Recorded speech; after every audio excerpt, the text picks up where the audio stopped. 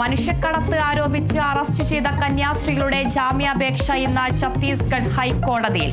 വിഷയത്തിൽ UDF MPമാർ ഇന്ന് കേന്ദ്ര ആഭ്യന്തരമന്ത്രി അമിത്ഷായെ കാണും. കൂടിക്കാഴ്ച 12 മണിക്ക് പാർലമെന്റ് മന്ദിരത്തിൽ. കന്യാസ്ത്രീകളുടെ അറസ്റ്റ് ഇന്നും പാർലമെന്റിന്റെ ഇരുസഭകളിലും ഉന്നയിക്കുമെന്ന് MPമാർ.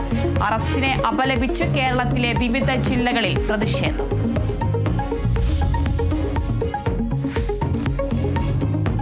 കോടതി നടപടിയെ തുടർന്ന് പുറത്തായ KTU ഡിജിറ്റൽ സർവകലാശാല VCമാർ ഉടൻ തിരിച്ചെത്തും. നടപടികൾ വേഗത്തിലാക്കാൻ നീക്കം തുടങ്ങി രാജ്ഭവൻ.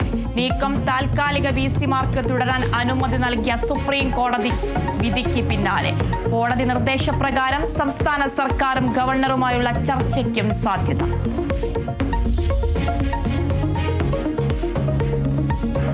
ദേശീയപാത 85 നിർമ്മാണ നിരോധനത്തിൽ ഇടുക്കിയിൽ പ്രതിഷേധം. ദേശീയപാത സംരക്ഷണ സമിതിയുടെ നേതൃത്വത്തിൽ ദേവികുളം താലൂക്കിൽ ഇന്ന് ഹർത്താൽ. വളറയിൽ നിന്ന് നേര്യമംഗലത്തേക്ക് long march. Neriamangalam range office ഉപരോധിക്കും.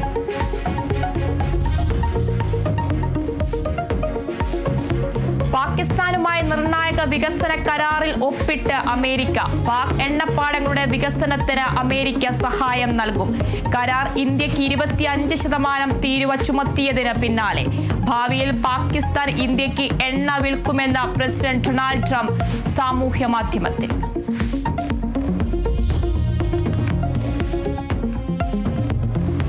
പലസ്തീനെ രാഷ്ട്രമായി അംഗീകരിക്കുമെന്ന Canada ഔദ്യോഗിക പ്രഖ്യാപനം സെപ്റ്റംബറിൽ ഉണ്ടായേക്കും. അംഗീകാരത്തിന് ഉപാധികൾ മുന്നോട്ട് വെച്ച് പ്രധാനമന്ത്രി mark Carney.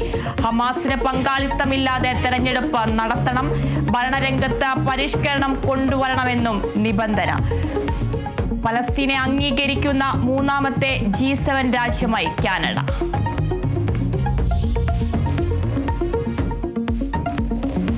India England test പരമ്പരയിലെ അവസാന മത്സരം ഇന്നു മുതൽ ഓവലിൽ. ജസ്പ്രീത് ബുംറയ്ക്ക് പകരം ആകാശ് ദീപ് സിംഗ് ഇറങ്ങിയേക്കുമെന്ന് സൂചന. പരിക്കിനെ തുടർന്ന് ഇംഗ്ലണ്ട് നായകൻ ബെൻ സ്റ്റോക്ക് ഇന്നിറങ്ങില്ല. പരമ്പര സമനിലയിൽ അവസാനിപ്പിക്കാൻ ഇന്ത്യക്ക് വിജയം അനിവാര്യം.